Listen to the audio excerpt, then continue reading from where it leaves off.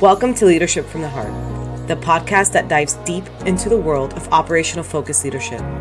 I'm your host, Romy, and I'm thrilled to have you join us on the journey of discovery, growth, and transformation. In each episode, we'll explore the essential principles of effective leadership that not only drive results, but also touch the very core of the human connection. At Leadership from the Heart, we believe that leadership is more than just a title. It's a commitment to inspire, empower, and guide with authenticity and compassion.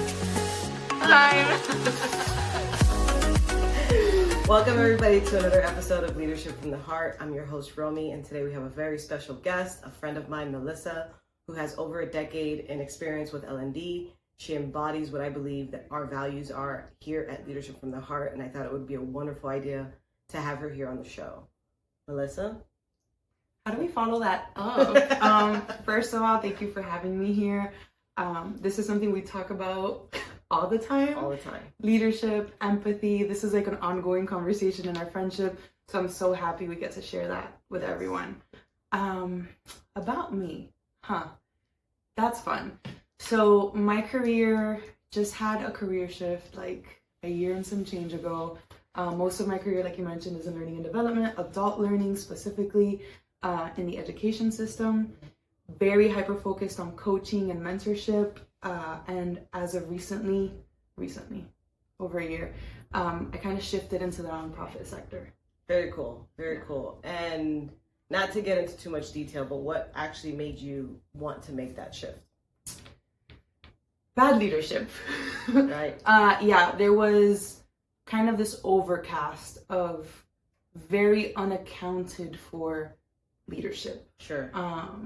And if a leader is not going to hold themselves accountable, there has to be some sort of system in place to hold them accountable. Right. What I mean about accountability is support systems. Oftentimes we see accountability as a negative, right, but it's really a support system. Right. Because if you're not operating at your highest self, then you're not going to be a good leader for the people who are following you. So all in all, very much took a step back because I didn't feel like I was going to be fulfilled as a leader. I felt like I kind of hit the ceiling. Right. Yeah. Right. So shifting gears a little bit, perhaps, we'll see.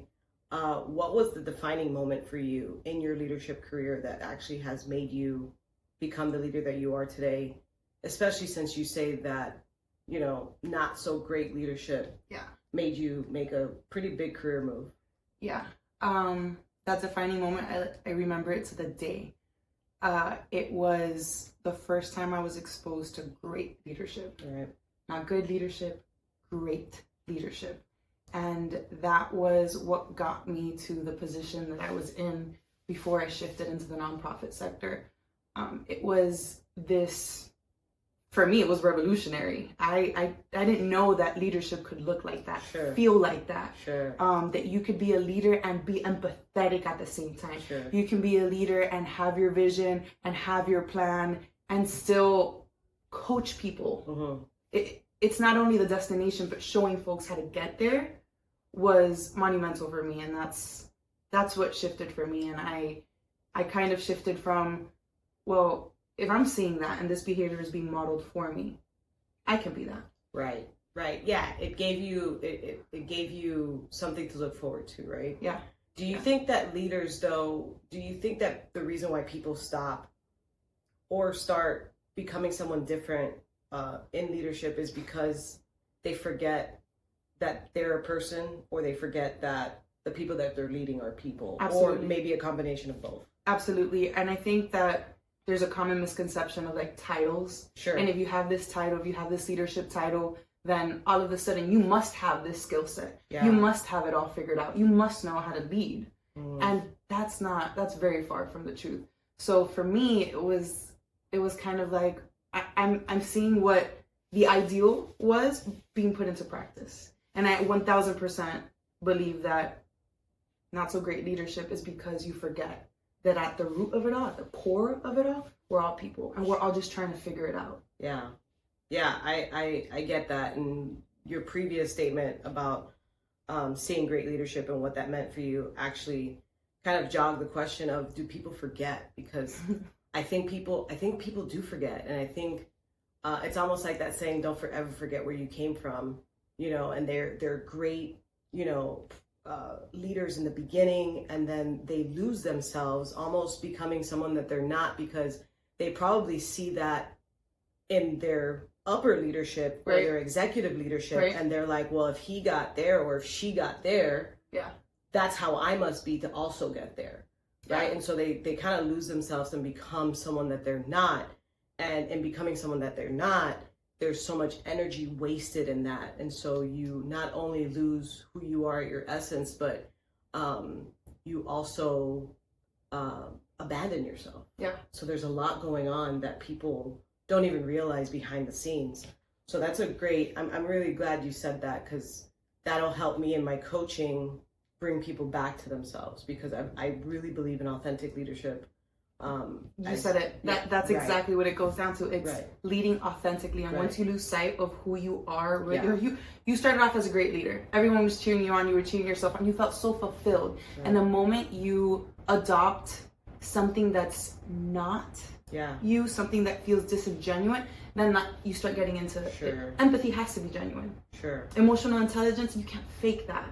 So the moment that you put yourself in a position where you're faking it, or you're hyper focused on the wrong things, or you forget about that human aspect of leadership, your folks aren't going to perform. You're not going to perform. Your cup is going to be depleted every single day. And you mentioned something that kind of resonated with me.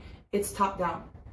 If we don't see these behaviors modeled from the top down, eventually, even if you have amazing leadership, right?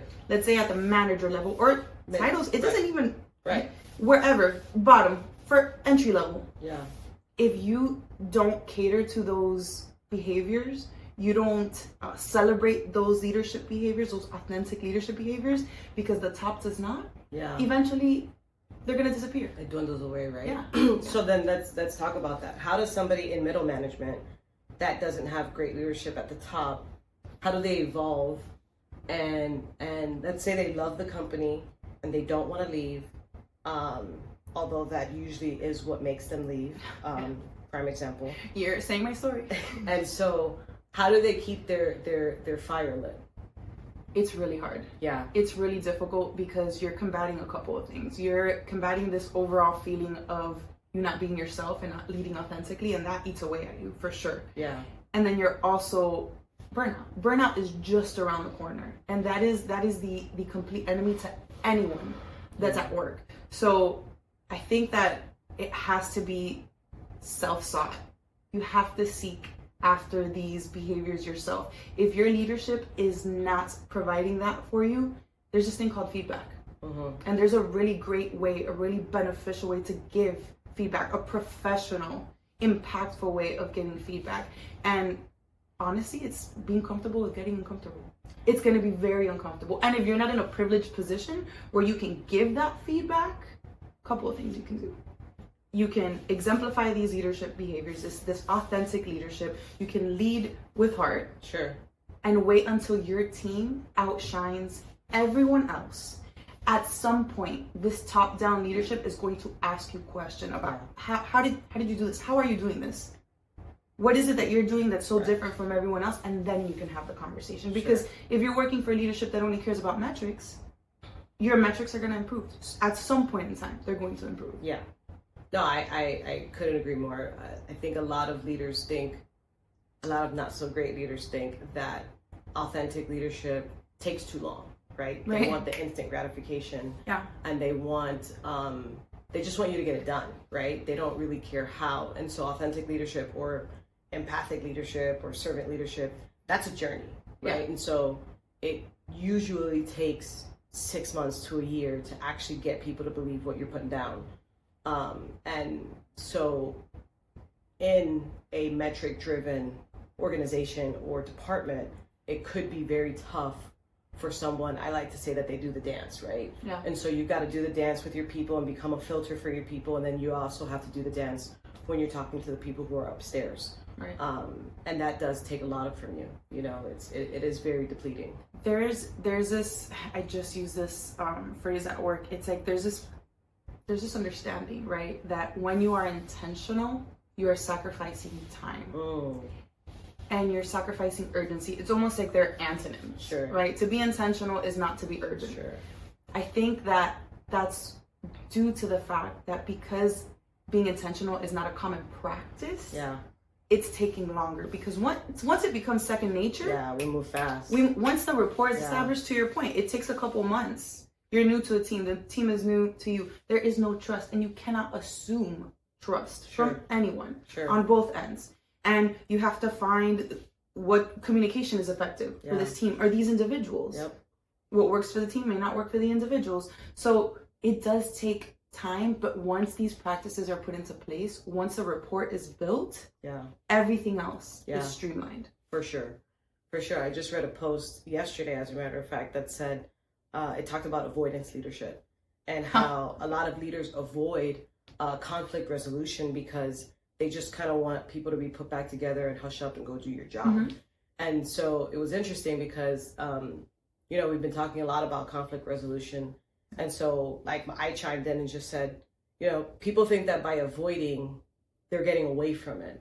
But Gets you're bigger. not, Gets right? It gets bigger. Festers. And you're going to have to deal with it eventually. So you might as well just step in and deal with it now, where it's kind of small and manageable. Exactly. Than allowing it to grow bigger. And then now we have bad performance, and now we have spreads. people. It's not something that I consider being in leadership. I think leaders don't avoid, right? If you're a leader, you don't avoid. You don't get the opportunity to avoid. I tell people that all the time.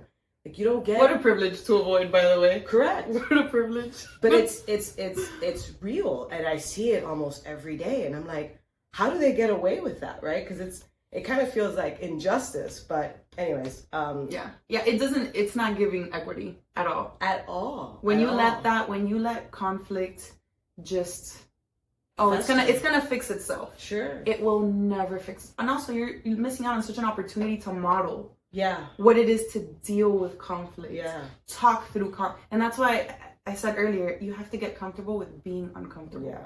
As a leader, all growth is uncomfortable. Yeah. I don't think I've ever heard any mentor, any coach of mine, any amazing leader say like their growth journey was so comfortable. It was so easy to get where they were. Love being stretched. Yeah. It's so fun to be pushed to my limits. But Sure. conflict resolution, Sure. there's something I recently shared with my team, and I share it the minute I get a chance to, because I was a communications major. Yeah. So conflict, it's all about the reason why conflict happens is because of miscommunication. 100. Whether it was body language, whether it was tone, whether it was word choice, whatever it was. What folks tend to forget is that when a person is in conflict, their fight, flight, freeze is activated. Yep. So they're stressed, they're anxious. And when we are stressed and anxious, temporarily, we lose up to 10 IQ points.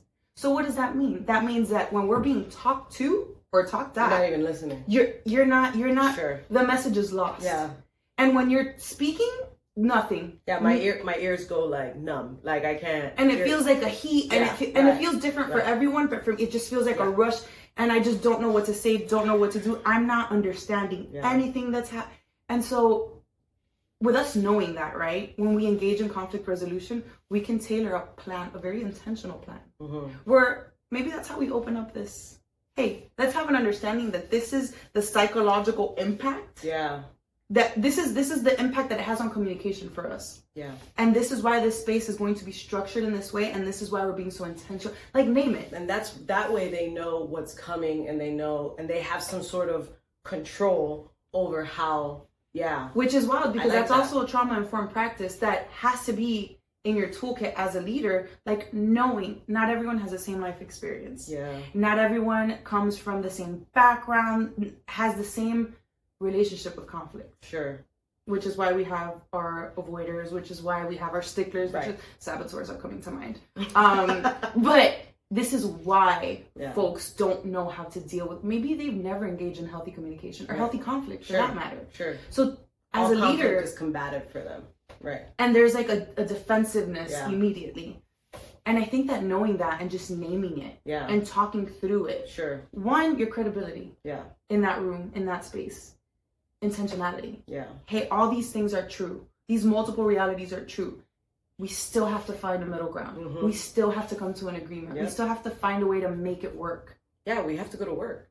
You know, we came here to earn some money so we can take care of our families. So let's just find that place. And that place exists. And I think a lot of people don't think that place exists. And so whenever I'm coaching one of my employees and they're, you know, defensive, I automatically tell them, like, disarm yourself. I'm not armed. I'm not here to hurt you. We're on the same team. We're just gonna have a conversation. We're on the same team. We want the same things. Immediately, you can feel their shoulders, you know, drop, jaw and their unclench. jaw unclench, and they're like, "Oh," and I'm like, "Yeah, like we're just gonna talk. Nobody's in trouble. I just want to understand because at my core, I just want to understand. Yeah. Because if I can understand why you're acting or what the behavior is, then I can either change my behavior towards it, right? Exactly. Or understand yours and be like, hey, there's other options, and here are the other options, and this is how you affect the business, and this is how you affect your other coworkers. Naming the impact. Period, right? Impact is important. It's not your personality, it's not your person. Exactly. This is your behavior, and this is Exactly. the impact. Exactly. Facts. Exactly. It's just facts.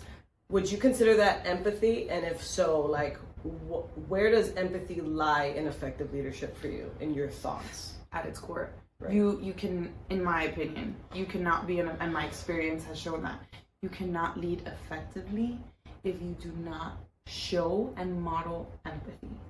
And that is something that is forgotten about in public sector. Yeah. We're just machines. We're just Sure. coils in this machine, and we're just put your head down, do your job, don't complain. Private sector too. So jobs in general. This is the millennial in us. It's something that's been so glorified, Right. that we're coming into a space. We're coming into this phenomenon almost of folks being like, Yeah. actually, no. Right. I'm a whole person. Right. I have needs beyond this, and it's so wild. We do it in education. There's this thing called Maslow's hierarchy of needs. Yes. And if your basic needs are not met, this applies to employees, this applies to leadership, this applies to everyone.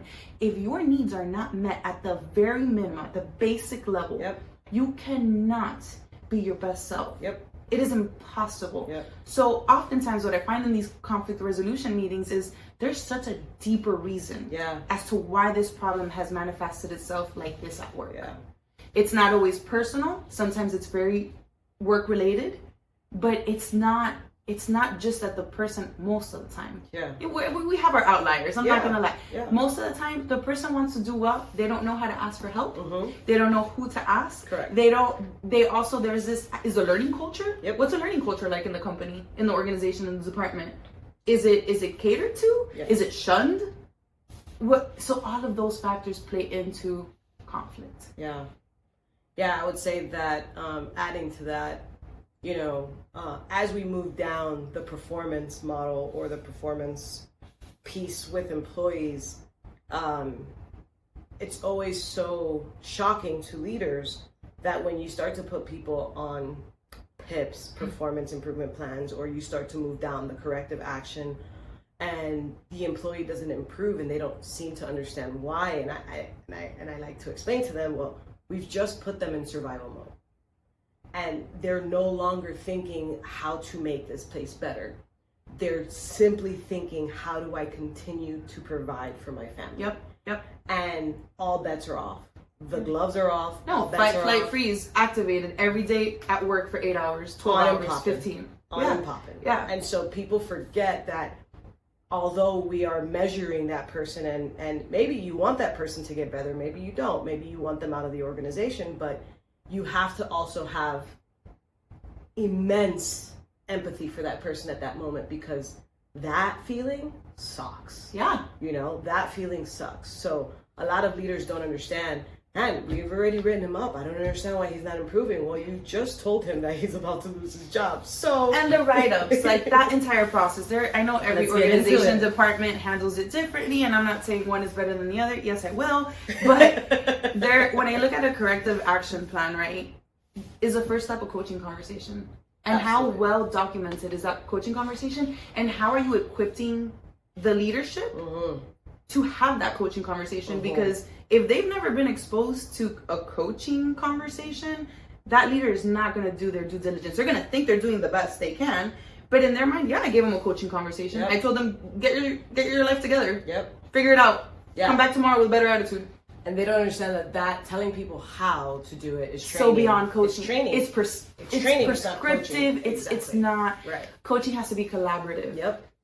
It's almost like a guided questioning journey that you're Yeah. going on. So when it comes to corrective action, that's exactly what it does.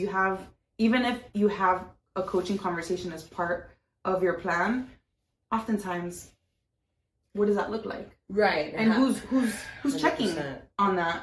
Yeah. Where's the ongoing training on how to have these conversations? Sure. And where's the data? So this person in leadership has had these many people under them, PIPs, or following. We have write-ups, we have final warn. We're seeing the team's a problem. Okay, are you supporting the leadership in that department, in that organization enough to have the tools where they can help? Right. Part of coaching, you mentioned, sometimes you want that person to stay, sometimes you want that person to leave. Coaching someone out is a thing. Yeah. 100%. And it can be done empathetically. Very skillfully. Very Yes. empathetic. Absolutely. Without activating someone's fight or flight. With a thank you at the end. I appreciate you. Because it means nothing about you, right? You're just not a good fit for this organization at this time.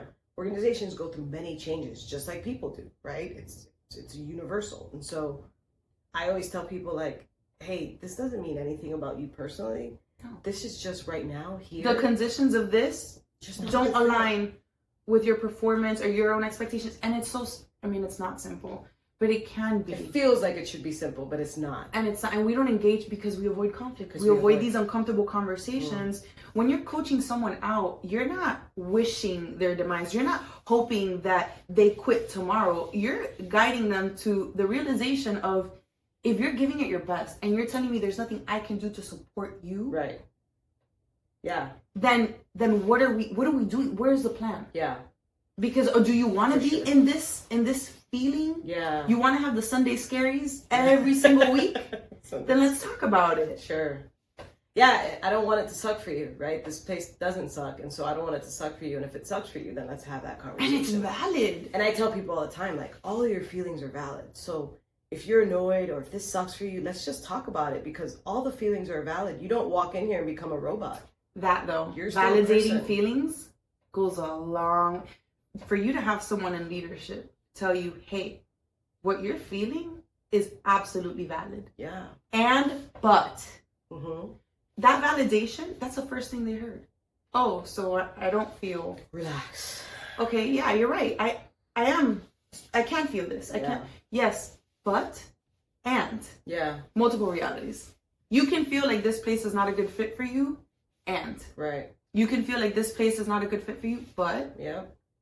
those are beautiful statements. Those are very real statements and feelings. Those are very real. Yeah, and have them guide them to the conversation, guide them through the conversation. Like, what is it about this environment that's not fostering your growth? It's not about the company. It's not about me. It's about you. 100%. Yeah, because it's all mental, right? It all lives within you, and and the organization can have a very big impact. I've been part of very toxic, Yeah. you know, Tell me more. yeah, I've been part of that, and so that sucks, and that messes with you, right? It Yeah. messes with your psyche. It messes with. I used to have to take walks for like 30 Messes minutes with your health. every morning just Yeah. to be able to get the courage to go shower and go to Mhm. work, you know, and know that we live to fight another day is what I used to say. But Made where it do to you, another payday. right. Where do you think it should start with organizations? Because, you know, everybody thinks it should start in different places. And I've been part of organizations where you can't even become a team lead at the hourly level until you've gone through this rigorous amount of courses and proven that those courses, that you're actually embodying those courses and you're putting them into action. There you go. Put So- it into action. Right. Yeah. So where do you think it should start? There's a lot of leaders, I think, in leadership roles who have not yet completed the things needed to be called a leader, right? Another misconception. So where does it start in the organization? Is it like a preparing to lead program or a new leader program? I think it's like simultaneous, right? Like it happens in different places at the same time. Okay. So, and it also depends on the department, the organization. If you are working in an environment where it's very top-down leadership, Mm-hmm. it has to start from the top down. Sure. We have to start seeing these behaviors being modeled. We have to engage in these conversations with these. They're the decision makers. You're also the models for this behavior. Yeah. In addition to having programs, curriculum, ongoing trainings, also measuring the training. Yeah. The impact of training is so forgotten about. Yeah. The Kirkpatrick model. I say it to directors all the time. I'm like, hey, what does success look like 30, 90, 100 days? I don't know. A year. Yeah. A year. What was the impact of this training? Sure. Did it have impact? No, we just create another training. Yeah. We're here, a webinar. Yeah. There's no follow-up, there's no follow-through. And if going back to what you said about leaders being put in positions and having titles that makes them a leader. Yeah. But they were a high performer. Yeah. They met their metrics. That doesn't necessarily mean that they're emotionally intelligent. Yeah. That doesn't necessarily mean that they have leadership skills, that they have coaching Yeah. skills that are needed to lead a Yeah. team, a group of folks. What do you think is essential for having an effective coaching conversation? Intentionality. Mm. You have to come into that conversation prepared. Yeah. It can go south so quickly. Yeah. And it also can come across like disingenuous. So I went through a coaching credentialing program and I think about this and I just laugh every time. But it's a good start. It's a good place to start to get you comfortable with coaching language. So they give us all these like stems. Okay. How to explore, how to do this whole guided questioning thing. Okay. People know what coaching language sounds like. Right. If you don't personalize it, Yeah. make it sound like yourself, Right. now you're disingenuous. Yeah. Now you're not leading authentically. Now this conversation is not real. It doesn't feel real. It's uncomfortable. Who are you and why are you talking like that? Yeah. Um, Who are you? I know you. So who is this? Who is this Right, person right, that's right, documenting right. this? And also having scaffolds in place, like knowing and naming things, like just being very transparent. Of course, there's this like professional transparency, appropriate transparency. Correct. 1,000. Like we're not gonna sit and like Gossip Girl it. Like Right. that's not what we're doing here. But just setting parameters, intentional parameters for this conversation. Yeah. And letting them know, hey, this is what my plan is for this conversation. This is the goal for this conversation. How we get there is up to you. Sure. But this is my goal for this. What's your goal for this conversation? Yeah, I would say setting your intention from the beginning is extremely important, right? Because it does let the person know what your intention is, and then they can purposefully or not purposefully set theirs, right? And I think that that's a great add-on to how people can be better coaches, because majority of our jobs as leaders is to coach. Yeah. And a lot of people don't understand that, right? Coaching is support. And I think you said something that made me smile quite a bit is the intentionality of it. I think a lot of us go into coaching very unintentional, unprepared even. And the moment somebody asks a question, or the moment the employee asks a question and you're unprepared. It's not on my script. And you're like, oh wait, gotta get back to that. I'll get back to you, and you're never gonna have that again. You know? And so I always coach people to be extremely prepared. Like, make sure you did all your research. Make sure that you also assumed positive intent in all your research, so that when you get to the conversation, you're literally just trying to find out more. Yeah. Because you're not trying to say, I gotcha. I gotcha leadership is terrible. It's not even leadership. Not effective. Let's not even call it that. It's not effective. But it's I management. gotcha, it is management. It's micromanagement. Really. And it's not leadership. And so have all the information, and if they ask a question, be able to turn to your computer and answer it, or flip a page and answer it, because then the employee knows, kind of like, oh shit. They're prepared. Yeah. They came prepared. Yeah. They That care about changes this things. space. Right. They did their homework coming into this Right. space, and also being very okay. Like my go-to is like, hey, I love fostering an environment for learning. Mm-hmm. I don't know all the answers, Yes. and I'm not gonna pretend like I know. So if they catch me off guard, you can have a moment. You're human. Of like, you can also say like, hey, you know what? That's a great question. Let me write that down. And I'm gonna get right back to you. I don't know the answer to that. Yeah. I don't know. I wish I knew everything, but I'm gonna get you that answer. I promise. Yeah. Once we conclude this conversation, you're gonna receive an email. You're gonna receive a Slack. Communication from me. That leads us into follow up, right? That's the other area that we're not so great at is follow up. It's an employee asks you a question, and you say, I'll get back to you, and then the abyss, right? Also, I get back to you. So there's room to be intentional. Yeah. Hey, I hear your question about. Summarize it back to them. You heard them. Ooh. I heard your question about. I don't know the answer right now, but I can get it for you. That improves communication by like. I'll get back to you. I'm gonna make up a number, like 100%. Yeah, for sure. So how do employees get better? How does a leader get better at follow up? I wish there was like a secret recipe for this, and I'm using multiple lenses to answer this. Like my education background, no matter how much like I try to like, not right now. Sure. It's always there. That knowledge, that experience is always there. So it has a lot to do with executive functioning. And that's something that, oh, you mean a leader's perfect. Yeah. A leader's got it all figured out, all the skills. Right. Their executive functioning, top tier. No. Right. You have neurodivergence. You have multiple ways of learning. You have multiple ways of communicating. You got to take all of that into your plan. Like, it's not a one size fits all. So whenever you are communicating, communicate intentionally, communicate clearly. Yeah. And the follow-up is not, it's going to look different for everyone. Yeah. The way that you follow up with your employees, with your own leadership. Yeah.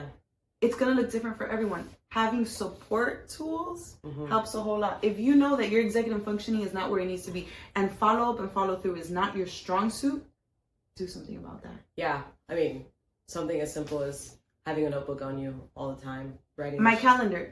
Executive functioning for me is a pain point. Is a bear. And what does my calendar look like? Yeah. I do things. Also, I researched. Or go to someone that knows. Ask. Yeah. Ask for help. Yeah. Hey, I'm not good at this. Mm-hmm. Who do you go to ask for help? Yeah. Are those supports in place? Yeah. In the workplace? Yeah. Sometimes they're not. Sure. So for me, it was going on this journey of like accessibility and how do I make my calendar, how do I make my follow-up and my follow-through accessible for the way my brain works? Mm-hmm. So it's not a one-size-fits-all. And what I've done, it's little things. Setting a bunch of reminders. Yeah. That might not work for everyone. That may feel really anxiety. Sure. No, thank you. Yeah. I don't want things pinging me left and right. Color coding. Mm-hmm. It's like the simple writing things down and then typing them up. We're not all visual. We're not all text heavy. We're not all auditory. Like we got to find our own. We got to explore what our style is so that we can cater to it. It's almost elementary. Don't let me start it. It's almost elementary. It's soft. These soft skills. Yeah. That we just decided to not work on. Yeah. We know it's a pain point for what percentage of people? 70-something% of people. Yeah. And yet we're here like, oh, they'll pick it up through osmosis. they'll get it. If they make enough mistakes, they'll get it. And if I keep avoiding it, they'll get better. If I keep writing them up, they're gonna get. It's wild. That's pretty funny. So last question: how can leaders strike a balance between being decisive and involving their team in decision-making processes? We kind of touched on this a little bit before, with urgency and intentionality being like viewed as antonyms. I know for a fact, it doesn't matter where you've worked, there are certain things that have to happen that follow certain timelines. Some of these timelines are aggressive. Yep. Yesterday. This needed to be, this actually we're late. Yeah. And having your team be part of just informing them. For sure. Keeping them informed. Hey y'all, I would love to follow best practice here and just take this full team collaborative approach. Unfortunately, this is our timeline. Why is this our timeline? That's something that we just completely leave out of the conversation. Hey, this is why we're moving so aggressively on this timeline, and this is the impact of not meeting this timeline. So for other projects, we will work collaboratively, but for this one, I'm going to keep you on an informed basis. Sure. And part of your collaboration is at the end with feedback. Yeah. You're still part of this process. Maybe you're not building the plane, but once you start driving it, flying it, let me know. yeah, especially if I need you as part of it, you have probably a say in the way we get to a finished plane, right? But right now, the first step we need to take is right now, and it is this first step. Please don't ask questions. Let's just see how we get there. We're gonna try something out, all of us, Right. and that also fosters the learning environment. Sure. Like, hey y'all, usually this is how we do things. Best practices say we do things like this. However, right now we're all gonna embark on a learning journey together, Right. because the same way that this is new to you and this feels abrupt to you, it feels the same to For me. sure. However, we have one another for support, and don't worry, collaboration is still on the table. It's just gonna look very different. Yeah, and me as a high collaborator, those deadlines, those impact me primarily because I want to collaborate with my team on it. And so Buy-in. Yeah, 100%. Buy-in for me is 90% of the work, because once you get the buy-in, they'll take it they'll take it the rest of the way, right? And so even for me in those critical moments, I'll still, instead of sending an email, right? Because email can be misinterpreted in so many ways. So much. I'll walk into the offices and just be like, "Hey, this is what's going on. Fire shot questions so we can get through this, because we need this done in the next hour," right? And so even the please don't ask questions, let's just get this done. Even if you just touch them with words and your presence, I find that they're able to move at the rate, because they're gonna have questions, right? Questions that nobody thinks about, questions that the people upstairs don't consider. I have questions. I have. We have questions. We all have questions. We have questions. I hear that. Heard. We can talk about the questions after we get it done. That's good. I need these answered myself. Right. And that creates a really healthy feedback loop. Yeah. Like, hey, this was a very aggressive timeline. Also, let's have a conversation about how we can not be in this position in the future. Sure. Where did this come from? What was this a result of? Yeah. So that maybe we give ourselves some more space. Right. No, I like that. I like that a lot. Final thoughts. Final thoughts. I'm just gonna end on a strong note. Final thoughts. It's not gonna be advicey, but your coaching voice is something that you have to go looking for. It's not something you're gonna read in a book. It's something, a book can inspire you. Mm-hmm. A seminar can inspire you and motivate you. It's gonna kick that intrinsic motivation. Sure. Right? But you don't have to lose your personality and yourself Right. to become a coach, to become a leader. All of those things can exist at the same time and can be done very professionally. Yes. So my final thought and kind of advice is, don't be afraid to just go looking for that coach in you. Regardless in whatever position you find yourself in, that skill is going to take you a very long way. 100%. I think coaching is extremely important, and it's a lost art, and I think people are just afraid of it right now because they don't know how. Right. But it's your way, and once you find your way, and nobody can be like you. So Exactly. I think that's a wonderful final thought, and thank you for that, and thank you for joining us today. Thanks for having me. This was so fun. Yeah, this was awesome. Thank you. All right, guys, that concludes our episode from Leadership from the Heart. We'll see you guys next time. Thank you so much for listening. Thank you for joining us on another insightful episode of Leadership from the Heart. We hope that you've gained valuable tools and inspiration to transform your leadership approach and create lasting impact within your organization. If you enjoyed today's episode, be sure to subscribe, rate, and review our podcast.